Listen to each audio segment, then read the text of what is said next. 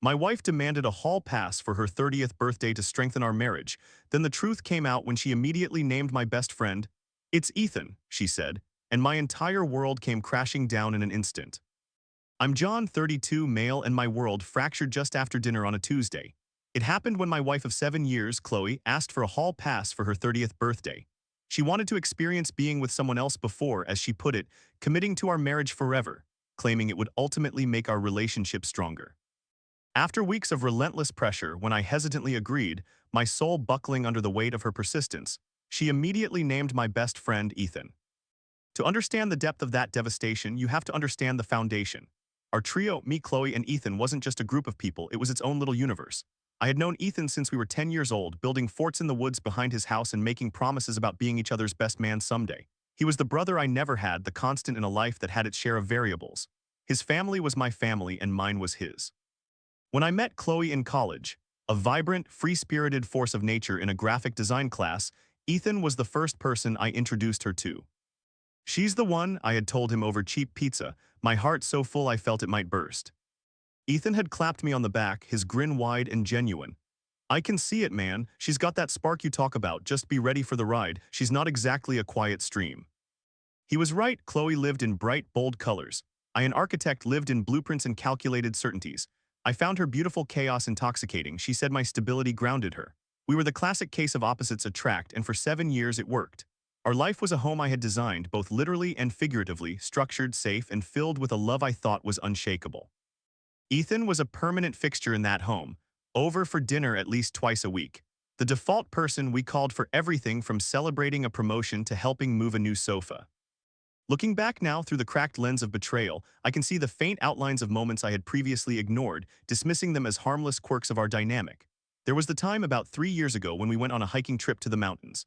I had meticulously planned the route, packing gear and mapping out our stops. Chloe, however, decided halfway up the first trail that the planned path was boring. She wanted to explore an unmarked, overgrown trail she'd spotted. "Come on, John, where's your sense of adventure?" she'd chided, her eyes dancing with challenge. "My sense of adventure doesn't involve getting lost or potentially twisting an ankle," I'd replied, trying to keep my tone light. "The view from the summit is supposed to be incredible." "It's not always about the destination," she'd sighed, a familiar refrain. I had looked to Ethan for support, expecting him to be the voice of reason.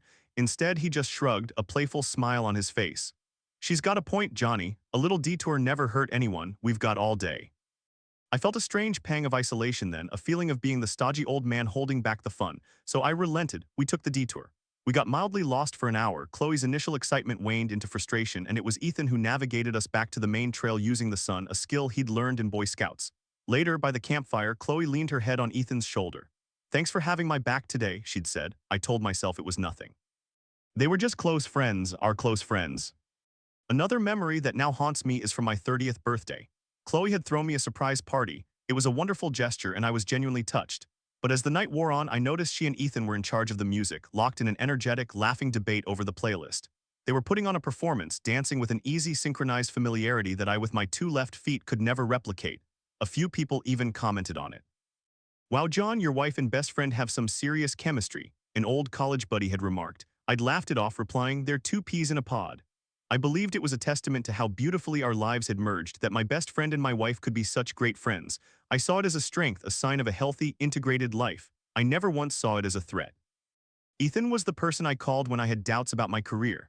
Chloe was the person he called when a relationship of his ended. They shared inside jokes from TV shows I didn't watch and had a shared love for a particular type of spicy food that I couldn't handle. I never felt excluded, I felt adjacent. I was the anchor, the point around which their lively orbits sometimes spun. I took pride in that role. I was the stable center. I thought that was what Chloe wanted. I thought that was what our marriage was built on, a solid, unbreachable foundation, but I was wrong. I was designing a house on a fault line, blissfully unaware of the tectonic plates shifting violently beneath my feet. The conversation started subtly, about a month before Chloe's 30th birthday. It began as a philosophical musing, the kind of late-night talk we used to have when we were first dating. We were in the kitchen, cleaning up after dinner, and she leaned against the counter, a thoughtful expression on her face. "Do you ever think about the what-ifs?" she asked, her voice soft. "What kind of what-ifs?" I replied, rinsing a plate. "Like, what if we won the lottery, or what if we bought a dog?" She shook her head, her gaze distant. No, deeper than that, about the paths not taken, the people we might have been if we hadn't met. I paused, turning to face her. I can't really imagine a version of me that didn't meet you, Chloe. It feels like the fixed point of my life. She smiled, but it didn't quite reach her eyes. That's sweet, but don't you ever get curious? We got together so young. We've only ever been with each other, really. Don't you ever wonder what it would have been like to experience something different? A knot of unease tightened in my stomach. Not really, I said honestly. I chose my path, I chose you, I don't feel like I missed out on anything. But what if that one last taste of something different could make what we have even stronger? She pressed, taking a step closer. Like confirming that this is 100% right by knowing for sure what else is out there. That was the seed. Over the next week, it began to sprout. She would bring it up casually, weaving it into conversations about our future. While watching a movie where a character had a brief fling, she'd say, see, sometimes people need to explore things to realize what they truly have at home. When we discussed her upcoming birthday party, she framed it as a milestone, a gateway to true adulthood. Then the campaign became direct. One evening, she sat me down on the sofa, her expression serious. John, I've been thinking a lot about my 30th birthday, and there's something I want to ask for. I want a hall pass. The words hung in the air, ugly and foreign. I stared at her, certain I had misheard. A what, like as a joke? No, I'm serious, she said, her voice steady. One night, no questions asked. A chance for me to have one last experience as an individual before we fully commit to the next phase of our lives, mortgage, kids, the whole thing. I think it would be healthy. It would extinguish any curiosity and let me enter the next chapter with you completely and totally with no regrets or what-ifs. I felt a cold dread wash over me. Chloe, that's insane. We're married. That's the opposite of healthy. That's just cheating with permission. The first wave of her strategy hit me then, guilt. So you don't trust me? She asked, her voice laced with hurt. You don't trust that my love for you is strong enough to handle this. I'm being completely open and honest with you about it, John. I could have just hidden it, but I respect you and our marriage too much to do that. I thought you would appreciate the honesty. Over the next few weeks, my own home became a courtroom where I was constantly on trial.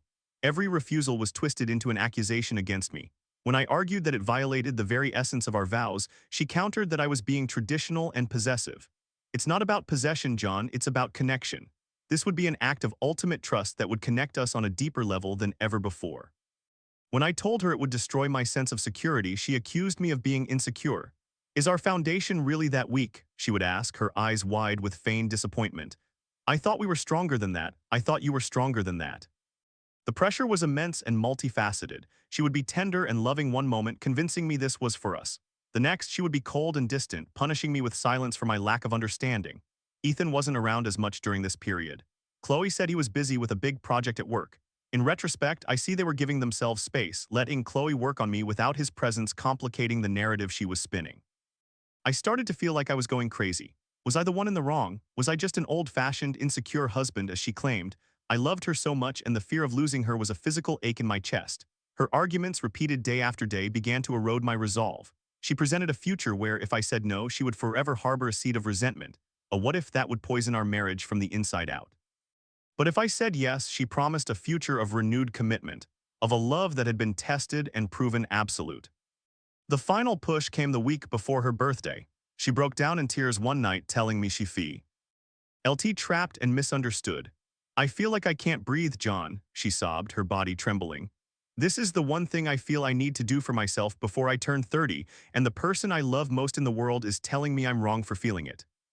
Seeing her so distraught, so convinced that my refusal was the source of her pain, broke something in me. I was exhausted, I was confused, and more than anything, I was terrified that if I held my ground, she would leave me. In that moment of weakness, clinging to the hope that she was right and I was wrong, I surrendered. Okay, I said. The word felt like a stone in my throat, heavy and unnatural. We were in the living room, the same room where I'd proposed to her 8 years earlier. The evening light was fading, casting long shadows across the floor. Chloe was sitting on the floor, her face buried in her hands, still performing the final act of her tearful plea. My single word made her look up, her eyes red-rimmed and glistening. Okay, she whispered, as if she couldn't believe it. Okay, I repeated, my voice hollow. If this is what you truly believe you need, then okay, one night. I expected relief. I expected her to rush to me, to hold me and thank me, to reassure me that I had made the right choice and that our marriage was now safe. I braced myself for a flood of promises about how this would make everything better, how this act of trust would be the bedrock of our future. None of that happened. Instead, a strange calmness settled over her. The tears vanished as if on command. She wiped her eyes, took a deep, steadying breath, and sat up straight. The vulnerable, distraught woman from seconds ago was replaced by someone composed and eerily focused. It was the most jarring emotional shift I had ever witnessed. "Thank you, John," she said, her voice even and clear. There was no elation, no effusive gratitude. It was the simple, polite acknowledgement you give someone who has just passed you the salt. I knew you would understand eventually. My heart hammered against my ribs. The room felt cold. This wasn't the reaction of someone who had just won a difficult emotional battle. This was the reaction of someone whose business transaction had just been approved. "So what happens now?" I asked, my voice barely a whisper. "Is this for your birthday party? Is it someone random?" I was picturing a stranger in a bar, a faceless, meaningless encounter that I could perhaps, over decades of determined effort, pretend never happened. A ghost I could eventually banish. Chloe stood up and walked to the window, her back to me. She looked out at the darkening street for a long moment before she spoke. The casual, almost matter-of-fact tone she used next is seared into my memory. "I've already thought it through," she said. "It can't be a stranger, that would be messy and unpredictable. It needs to be someone safe, someone who understands the situation and won't get attached, someone we both trust." The phrase "we both trust" sent a fresh wave of nausea through me. My mind scrambled, trying to grasp her logic, trying to find a name that would fit that terrifying description. No one came to mind. Who in our life could possibly fill that role? I opened my mouth to ask, but I didn't have to. She turned around, her face unreadable in the dim light. She looked me directly in the eye, and without a single flicker of hesitation, she delivered the final, devastating blow. "It's Ethan." For a full 10 seconds, I did not compute. The name entered my ears but failed to connect with any meaning. It was just a sound. My brain rejected it so completely that my first idiotic response was a confused laugh. "Ethan, what are you talking about? That's not funny, Chloe." "I'm not joking," she said, her expression unwavering. And that's when the world tilted on its axis. The floor fell away, the walls closed in, and a high-pitched ringing started in my ears. Ethan, not a stranger, not a hypothetical person. Ethan, my best friend since I was a boy, the man who stood beside me at our wedding, the man whose shoulder I had cried on when my father passed away. The entire pressure campaign of the last few weeks replayed in my mind, but this time in a sickening new light. Every argument, every tear, every accusation of insecurity, it wasn't about a philosophical need for freedom. It was about him. It had always specifically been about him. The request wasn't spontaneous. It was a targeted, calculated plot to get my permission to be with my best friend. You've talked to him about this," I stammered, the words tasting like ash. Chloe's gaze finally dropped. She looked down at her hands, a flicker of something guilt, shame, finally crossing her face. "We haven't planned anything," she said softly, which was not a denial. "It was just an idea we discussed, that if you were to agree, he would be the most logical choice." The betrayal was so absurd. Loot so profound, it was like a physical force. It knocked the air from my lungs and left me gasping. It wasn't just Chloe anymore. It was Ethan, too. The two pillars of my life, the two people I trusted without question, had conspired against me, discussing my feelings and my marriage as if they were obstacles in a business plan. The pressure, the tears, the manipulation, it was all a coordinated assault. I stumbled back, catching myself on the arm of the sofa. I looked at the woman standing before me, the woman I had loved for nearly a decade, and I didn't recognize her at all. She was a stranger, and the man I called my brother was her accomplice. The silence that followed Chloe's confession was not empty. It was thick and suffocating, filled with the ghosts of 1,000 shared memories, now all tainted and grotesque. I stared at her, my mind a maelstrom of shock and pain. The name Ethan reverberated in the cavern of my chest, a constant, sickening drumbeat. I couldn't speak, I couldn't think. I could only feel the crushing weight of two massive betrayals converging on my heart, my wife and my best friend. It wasn't a lapse in judgment, it wasn't a mistake. It was a plan, they had talked about it. They had decided together that Ethan was the logical choice. "John, please say something," Chloe finally said, taking a tentative step towards me. I physically flinched, recoiling as if from a hot flame. "Don't," I managed to choke out. "Don't come near me." The hurt in her eyes looked genuine, and that somehow made it worse. Did she really not understand the magnitude of what she had done? Did she truly believe this was something we could talk through, something I could simply process? "I know this is a shock," she began, her voice taking on a soothing, placating tone that made my skin crawl. "But try to see it from my perspective. It's better this way. Ethan cares about you. He cares about me. He would never do anything to hurt our marriage in the long run. It's contained. It's safe." "Safe?" I finally found my voice, and it came out as a ragged, incredulous laugh. "You think this is safe, Chloe? You have taken the two most important relationships in my life, my marriage and my best friendship, and you have set them on fire. You call that safe? That's not what I'm doing, she insisted, her voice rising. I'm trying to be honest, I'm trying to prevent secrets. This is about strengthening our future. Her words were like listening to a language I no longer understood. The justifications that had slowly worn me down over weeks now sounded utterly deranged. Every sentence was a fresh stab of betrayal. She wasn't just admitting to the plan, she was defending it, trying to package it as a gift.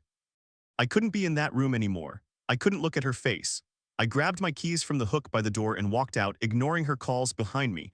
The cool night air hit my face but did nothing to clear my head. I got in my car and just drove with no destination in mind.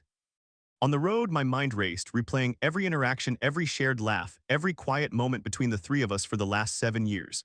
It was like watching a movie for the second time, suddenly understanding all the foreshadowing. The campfire where she'd leaned on his shoulder, the inside jokes, the way he sometimes looked at her when he thought I wasn't watching. The time he'd given her a ride home when her car was in the shop, and they'd come back 2 hours later than expected, laughing about getting lost looking for a new coffee shop. I had seen it all, and I had explained it all away, because I trusted them. The possibility of a conspiracy between them was so far outside the realm of my reality that my brain simply refused to see it. It was a blind spot the size of a planet. I drove for hours, ending up in a deserted parking lot overlooking the city lights. I sat there in the dark, the engine off, and for the first time since I was a child, I cried, not just tears of sadness but hot, angry tears of pure, undiluted rage. They had made a fool of me.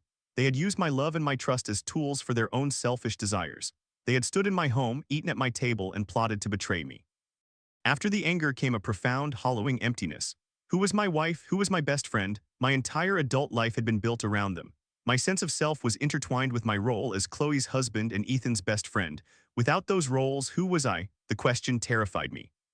Sometime after midnight, I drove back, not to my home but to my office. I let myself in and stood in the quiet darkness of the studio, surrounded by the blueprints and models of buildings I had designed.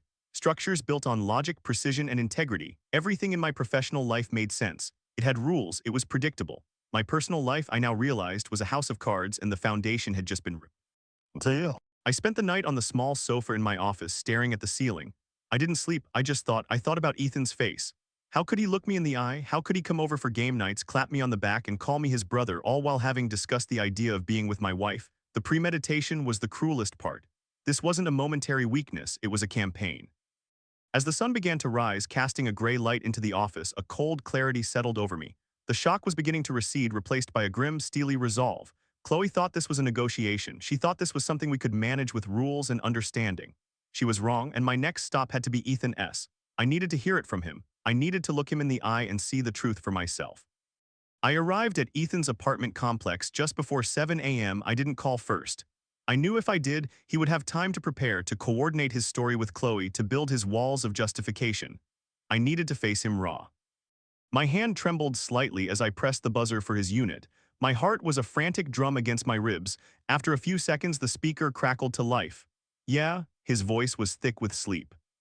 "It's John," I said, my own voice flat and hard, unrecognizable even to me. "Let me in." There was a pause. I could almost hear the gears turning in his head, the confusion giving way to alarm. He knew. Of course he knew. Chloe would have called him the second I walked out the door. The lock on the main door buzzed and I pushed it open. I took the stairs to his third-floor apartment 2 at a time. The door was already slightly ajar. He was standing in the entryway wearing pajama pants and a t-shirt, his hair a mess. He looked pale and anxious. "John, man, what's going on? Chloe called me last night, said you were upset." He started, trying to feign ignorance. "Cut it, Ethan," I said, stepping past him into the living room. "Just cut it. I don't want the performance, I want the truth." His apartment was a mirror of his life. A little messy, a little careless, but filled with things I knew intimately. The framed photo on the wall of the three of us on that hiking trip. The video game console we spent hundreds of hours on. The ridiculous souvenir mug we'd bought on a trip to the coast. Each object was a small, sharp jab of betrayal. He closed the door and turned to face me, his shoulders slumping in defeat. The charade was over. "Look, I know how this looks." "How does it look, Ethan?" I shot back, spinning to face him. "Tell me, from your perspective, how does it look when you and my wife have conversations behind my back about the logistics of her being with you? A woman I married with you standing right next to me, supposedly as my best friend." He had the decency to look ashamed. He sank onto his sofa, his head in his hands. "It wasn't like that. It wasn't some big conspiracy." "Then what was it like?" I demanded, standing over him. "Walk me through it. I want to understand. When did you start having feelings for my wife, and when did you decide it was acceptable to act on them with her? He looked up, his eyes pleading. It's not like I decided to, it just happened over time. I've always admired her, John, her energy, her spirit, you know that. Admired her, I laughed, a bitter, humorless sound. Don't dress it up in pretty words, you wanted her. He flinched but didn't deny it. A few months ago, he said, his voice quiet. She was talking about her birthday, about feeling, I don't know, restless. She brought up this crazy idea about a hall pass. At first, I told her she was insane, that you would never go for it. But you didn't tell her it was wrong, I stated, the pieces clicking into place. You didn't tell her that as my best friend you were off limits, you didn't shut it down. He was silent for a long moment. No, he finally admitted. I didn't, we talked about it, hypothetically. She was convinced it would be good for your marriage, that it would get this curiosity out of her system. And she said if she was going to do it, she'd rather it be with someone who cared about you, who wouldn't let things get complicated. The twisted logic was the same as Chloe's. It was a script, they had rehearsed this. Someone who cared about me, I repeated, my voice dripping with disbelief. You think this is what caring about me looks like? Did you ever for 1 second think about me, about what this would do to me, or were you only thinking about yourself? Of course I thought about you, he said, standing up, his voice gaining a defensive edge. I love you, man, you're my brother, that's what made it so complicated. I was torn. No, you weren't torn, I yelled, the rage I'd been suppressing finally boiling over. Torn is when you feel a flicker of something you shouldn't and you immediately walk away. Torn is when you come to your best friend and tell him his wife is making advances toward you. What you were is a coward and a traitor. You saw an opportunity and you waited in the wings, hoping I'd be foolish enough to let you have it. And Chloe knew that. She knew you wouldn't say no. The truth of my words hung between us, stark and undeniable. He had no defense. His shoulders slumped again, the fight draining out of him. He looked at me, and for the first time I saw the full weight of his guilt. You're right, he whispered, his voice cracking. I was weak. She brought it up and I should have shut it down immediately. I didn't. I let the conversation happen. I let myself imagine it. I am so sorry, John. I am so sorry. His apology meant nothing. Sorry was a bandage for a scrape, not a cure for a fatal wound. Hearing him confess, hearing him admit to the weakness and the secret conversations didn't bring me any relief. It just solidified the nightmare. It confirmed that the two people I had built my life around had collaborated to shatter it. I looked at him, at the man who was supposed to be my brother, and I felt nothing but a cold, vast emptiness. The friendship, a bond I had cherished for over 2 decades, was dead. It had been dead for months, maybe longer. I was just the last to know. We're done, Ethan, I said, the words falling from my lips with a dead finality. You and I, we are done. I turned and walked out of the apartment, leaving him standing in the wreckage of our friendship. I didn't look back. There was nothing left to see. I drove home in a state of chilling calm. The fiery rage and the gut-wrenching sorrow had burned away, leaving behind a hard, clear certainty. The confrontation with Ethan hadn't been about seeking an apology or reconciliation. It had been about confirmation, and I had received it. There was no ambiguity left, no room for doubt or misinterpretation. It was a premeditated, dual betrayal of the highest order. When I walked through the front door, Chloe was sitting at the dining room table, a mug of untouched coffee in front of her. She looked up, her face a mask of anxiety. She had clearly been waiting for me, likely dreading the outcome of my visit to Ethan. You went to see him, she stated. It wasn't a question. I did, I replied, placing my keys on the counter with a quiet click. I didn't sit down. I remained standing, a deliberate distance between us. John, whatever he told you, she started, her voice pleading. He told me the truth, I interrupted, my tone leaving no room for argument. He told me that you two discussed this, that you presented him as the logical choice. That he was, in his words, weak and didn't shut it down. He confirmed everything I suspected. Chloe flinched, her house of cards collapsing around her. She had likely hoped Ethan would lie, or at least soften the reality of their collusion. His confession had left her with no defense. It wasn't a plot, she whispered, staring down into her coffee mug. It was a conversation about a feeling I was having. I was trying to handle it in the most honest way possible. I almost laughed at the absurdity. Honest? Chloe, there is nothing honest about what you did. Honesty would have been telling me you were having feelings for my best friend. Honesty would have been admitting our marriage was in trouble. What you did was not honesty, it was manipulation. You concocted a story about self-exploration and a hall pass because you were too cowardly to tell me the truth. You didn't want to fix our marriage. You wanted permission to cheat with a specific person you had already chosen. You used my love for you, my fear of losing you, as a weapon against me.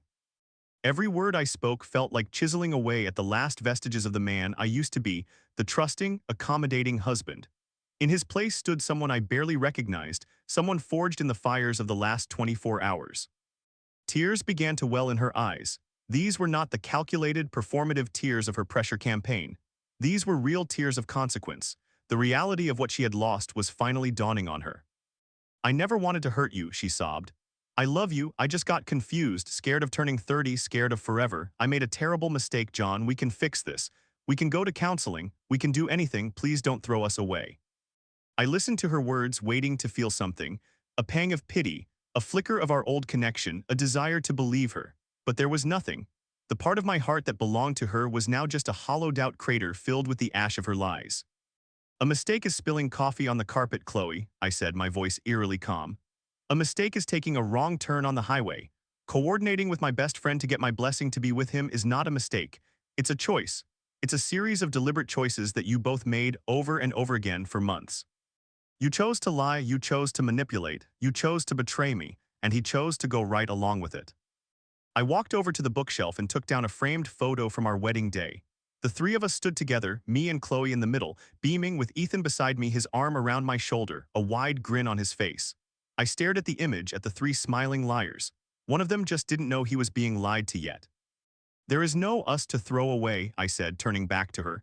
You and Ethan destroyed it. There is no foundation left to build on. There is no trust to rebuild. It's gone. You can't fix a structure that has been reduced to dust. Her sobs grew louder, but they had no effect on me. I felt a profound and sorrowful detachment, as if I were a doctor delivering a terminal diagnosis. The patient was our marriage, and it was over. I'm going to pack a bag, I said simply. I'll stay at my office for now. I want you to find somewhere else to be by the end of the week. I will be contacting a lawyer tomorrow morning to begin the divorce proceedings. Her head snapped up, her face a picture of disbelief and horror. Divorce? John, no, you can't. 7 years, you can't just end it like this. You ended it, Chloe, I replied, my voice unwavering. You ended it the moment you decided my best friend was a logical choice. I'm just handling the paperwork. I turned and walked to our bedroom, leaving her weeping at the table. As I packed my bag, I didn't feel anger or sadness anymore. I just felt a quiet, resolute certainty. This was the only path forward, the path away from them, the path back to myself. 6 months have passed since I walked out of that apartment. The divorce is almost final. It's been an ugly, painful process, but a necessary one. Chloe fought it at first, sending desperate texts and leaving long, tearful voicemails. She offered counseling, endless apologies, and promises to change, but I never wavered. Trust, once vaporized, cannot be reconstituted. I live in a new apartment now, a smaller place across town that I chose for myself. It's sparse, decorated with only a few things I took from the old house, my books, my drafting table, and a photo of my parents. For the first few months, the silence was deafening. I had lost my wife and my best friend in one fell swoop, and the void they left was immense. I was adrift in a sea of my own making, surrounded by the wreckage of my former life. There were days I couldn't get out of bed. There were nights I'd stare at the ceiling, my mind replaying the betrayals on a torturous loop. I saw a therapist, something the old John would have scoffed at. I learned to talk about the pain, to name the feelings of humiliation, worthlessness, and rage that churned inside me. It was hard, grueling work. It was like setting a broken bone. The process is agonizing, but it's the only way to heal correctly. I cut off all contact with Ethan immediately. He tried to reach out a few times, sending long, rambling emails full of self-loathing and pleas for forgiveness. I deleted them without reading past the first line. Our friendship wasn't just broken, it was a forgery. It had never been what I thought it was. Mourning it felt like mourning a person who never truly existed. Slowly, painfully, things began to shift. One day, I found myself sketching a new building design not for work, but for pleasure. Another day, I called up an old college friend I hadn't spoken to in years, and we talked for 2 hours. I started going to the gym. I started cooking proper meals for myself instead of living off takeout. Each small act was a brick I was laying for a new foundation, one that was mine and mine alone. I learned that I had outsourced too much of my happiness to other people. My identity was so wrapped up in being Chloe's husband and Ethan's best friend that I had forgotten how to just be John. The betrayal, as devastating as it was, had forced me into a period of radical self-reliance. I am quieter now, more introspective. I don't trust as easily, and maybe I never will again. But the trust I have in myself has grown stronger than ever before. Last week, I heard through a mutual acquaintance that Chloe and Ethan are officially a couple. Apparently, after the dust settled, they decided that since they had already ruined everything, they might as well be together. A part of me, a small, vindictive part, hopes they make each other miserable. But a larger part of me, the part that is healing, simply feels nothing. Their story is no longer my story. They are two characters in a book I have closed and placed back on the shelf. My life is not perfect. There are still scars, and I suspect they will always be there, faint white lines on my soul. But I am building something new, something honest, something that belongs only to me. I am the architect of my own life again, and this time I'm checking the foundation. For anyone out there who has ever been made to feel that your boundaries are a sign of weakness or that your trust is something to be manipulated, know this, your feelings are valid. True strength isn't bending until you break. It's recognizing when a structure is unsound and having the courage to walk away and build anew on solid ground.